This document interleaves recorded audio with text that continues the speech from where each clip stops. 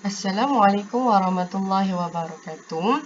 Okey, kita teruskan bidang adab. Tajuk kita hari ini ialah adab terhadap keluarga.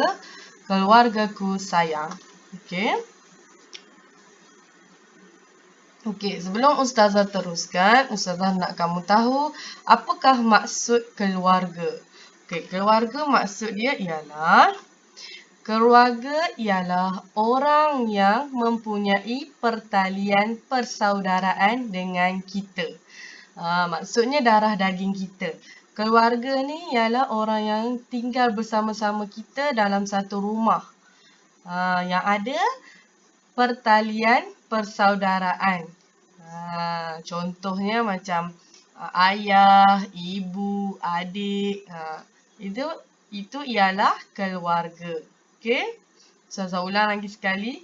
Keluarga ialah orang yang mempunyai pertalian persaudaraan dengan kita. Okey? Okey, kita tengok. Siapakah keluarga itu? Ahli keluarga. Okey, ahli keluarga terdiri daripada datuk. Yang pertama, datuk. Datuk. Yang kedua, nenek. Okey, semua orang ada datuk, semua orang ada nenek. Okey. Yang ketiga, ayah. Ayah kita. Ini datuk, nenek, ayah mempunyai talian persaudaraan dengan kita. Ada pertalian darah dengan kita. Okey, seterusnya. Seterusnya ibu. Ibu yang melahirkan kita. Sudah tentulah ibu ini ialah keluarga kita. Okey, seterusnya abang. Okey, abang pun keluarga. Okey. Kakak. Kakak pun termasuk dalam keluarga. Okey, seterusnya adik perempuan. Siapa yang ada adik perempuan itu ialah keluarga. Dan yang terakhir, adik lelaki. Okey, adik lelaki pun dikira sebagai keluarga. Ini ialah ahli keluarga yang mempunyai pertalian persaudaraan dengan kita. Contoh, datuk, nenek, ayah, ibu, abang, kakak, adik perempuan, adik lelaki. Okey, contoh, kawan. Kawan itu keluarga ke tidak? Kawan bukan keluarga. Sebab apa bukan keluarga? Sebab kawan itu tiada pertalian darah dengan kita. Ataupun tiada pertalian persaudaraan. Maksudnya dia mak ayah dia orang lain. Mak dengan ayah dia orang lain. Okey, faham? Okey, seterusnya.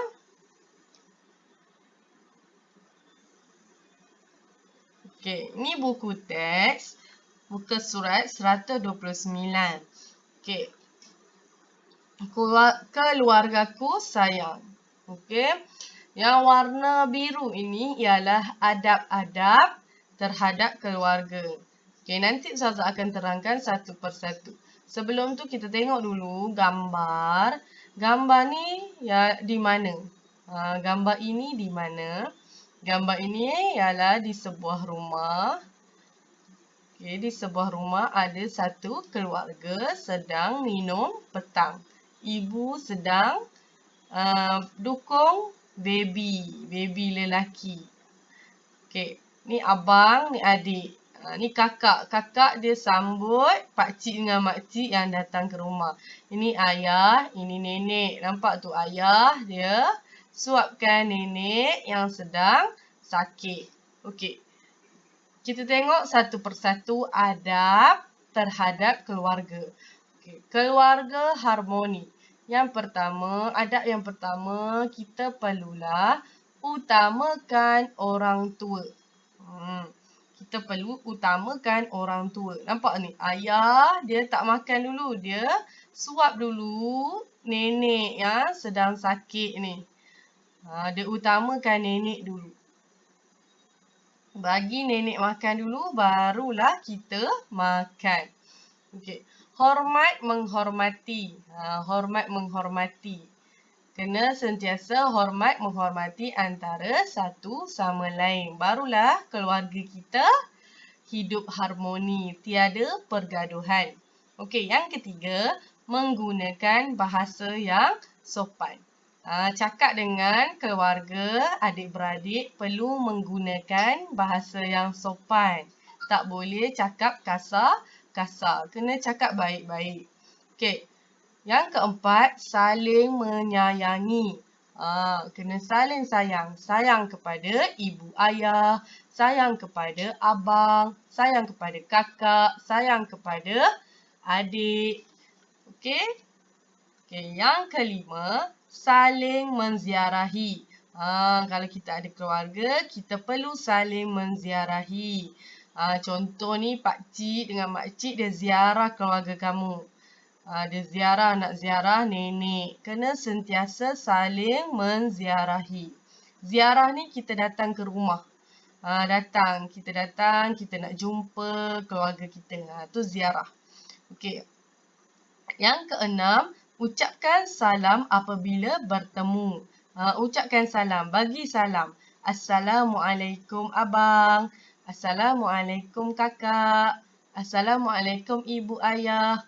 Bagi salam ketika bertemu. Walaupun di dalam rumah, kalau bertemu, kamu bagilah salam dekat abang. Abang, Assalamualaikum.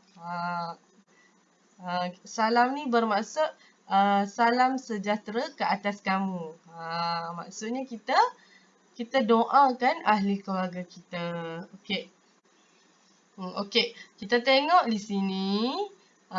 Ini ialah dalil ataupun bukti yang mengatakan kita perlu mengamalkan adab terhadap keluarga kita.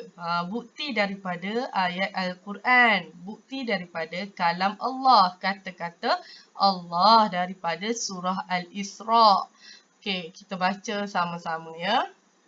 A'udzu billahi minasyaitonir rajim. فلا تقل لهما أف ولا تنهرهما وقل لهما قولا كريما. Okey, kita ulang sama-sama. Ikut ustazah ya. فلا تقل لهما أف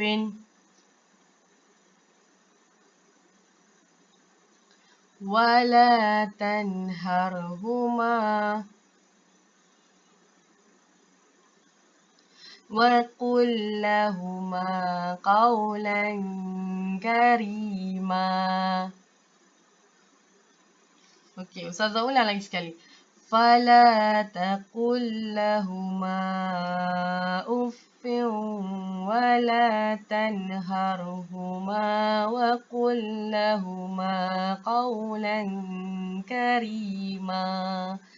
Okey, maksud dia, dan janganlah kamu berkata kepada mereka, iaitu ibu bapa, dan janganlah kamu menengking mereka, tetapi katakanlah kepada mereka perkataan yang mulia. Okey. Apa yang kamu faham tentang maksud dalil di atas ni? Daripada surah Al-Isra. Okey, ustazah ulang lagi sekali. Dan janganlah kamu berkata kepada ibu bapa kamu.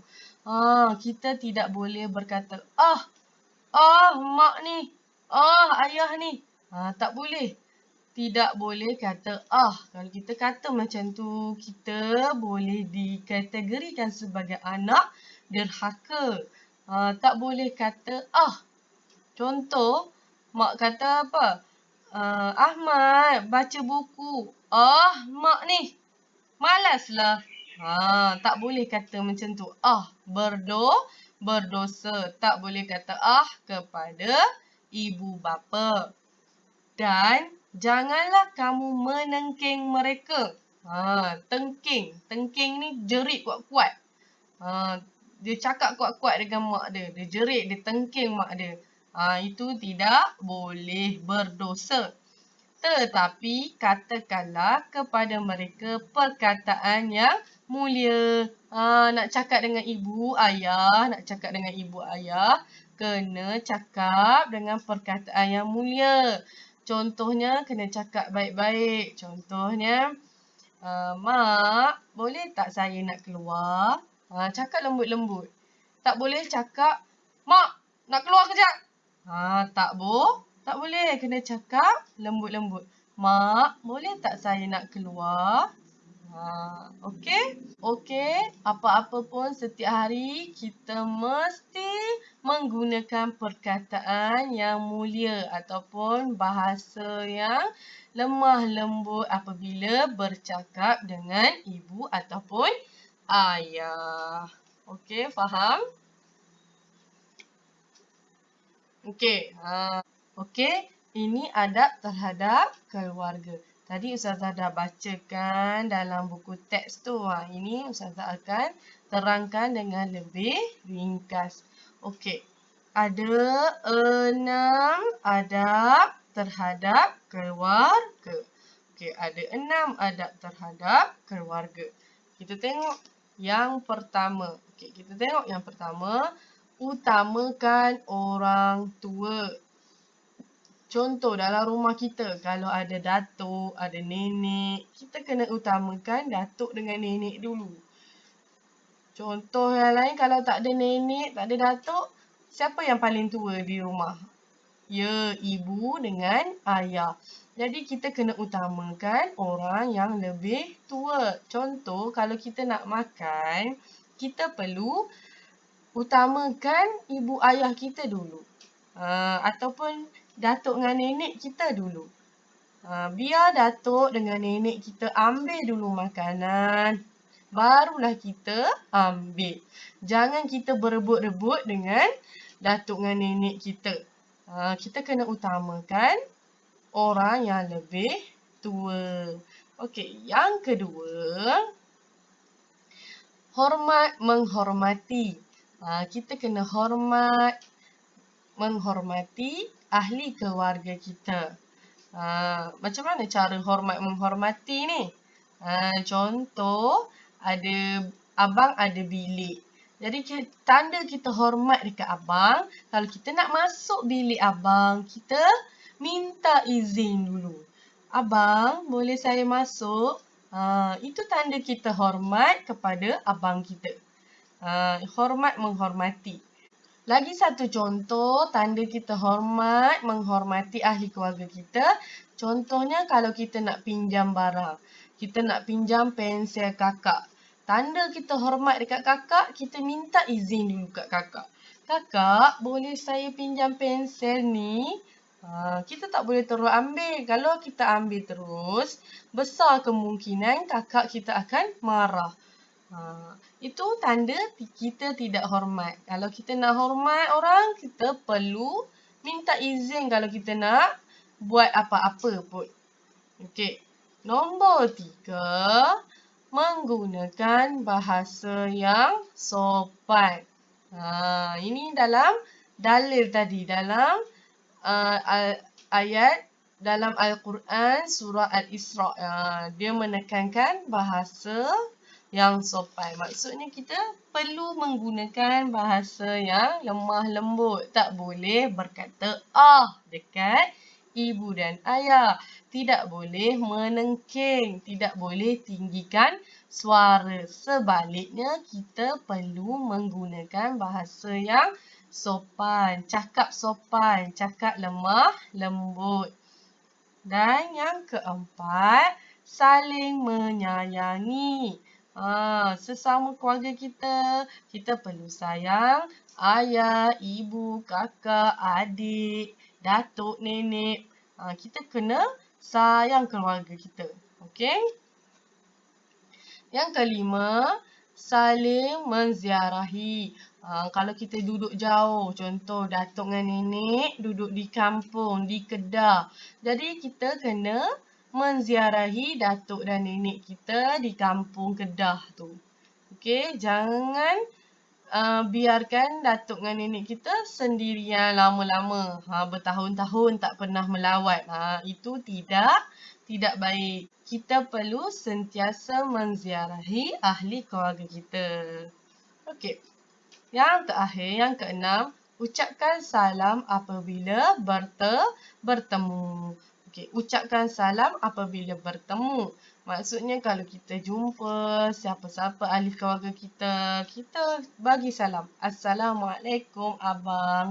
Assalamualaikum ayah. Assalamualaikum ibu. Assalamualaikum kakak. Kita bagi salam. Salam ni dia seperti kita mendoakan. Kita doakan supaya keluarga kita berada dalam keadaan yang sejahtera. Okey, ada 6 adab terhadap keluarga. Pertama, utamakan orang tua, hormat menghormati, menggunakan bahasa yang sopan, saling menyayangi, saling menziarahi, ucapkan salam apabila bertemu. Okey.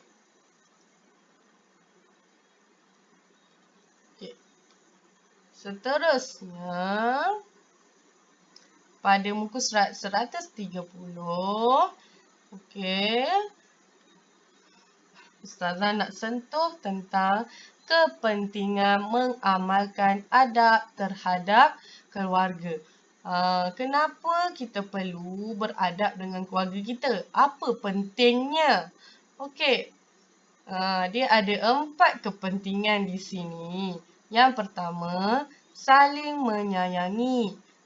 Apabila kita beradab dengan keluarga kita, kita cakap sopan-sopan, bagi salam, hormat menghormati. Jadi, keluarga kita akan saling menyayangi.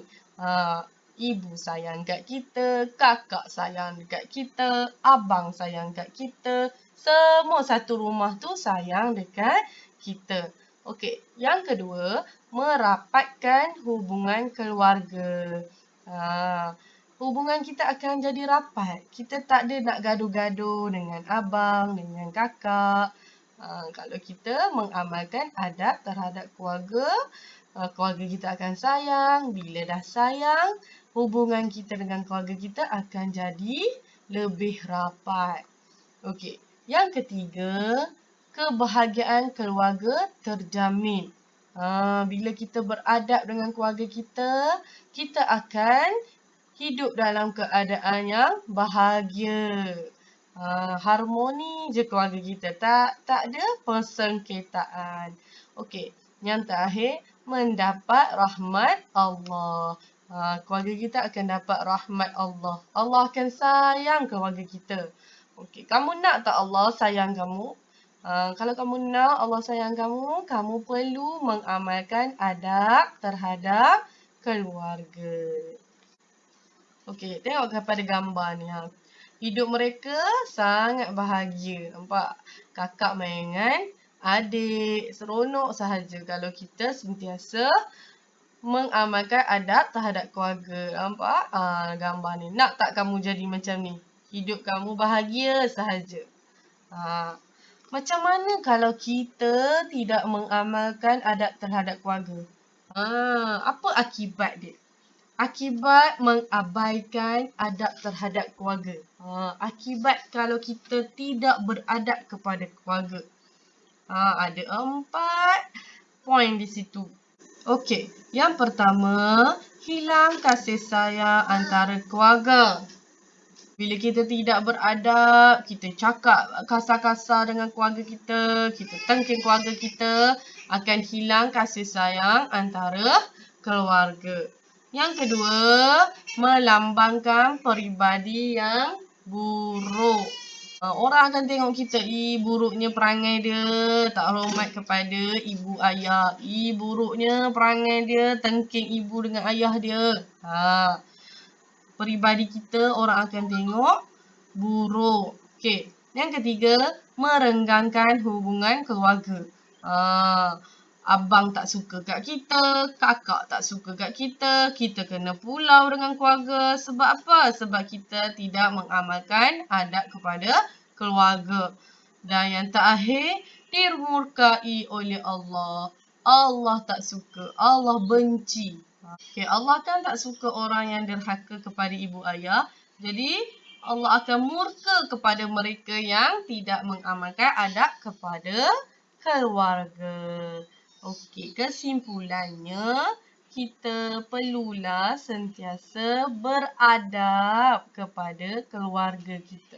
Ustazah ulang lagi sekali, kalau kita nak hidup kita aman, damai, harmoni di dalam sebuah keluarga, kita perlu mengamalkan 6 adab ini. Iaitu utamakan orang tua, hormat menghormati, menggunakan bahasa yang sopan, saling menyayangi, saling menziarahi, ucapkan salam apabila bertemu. Okey, itu sahaja. Assalamualaikum warahmatullahi wabarakatuh.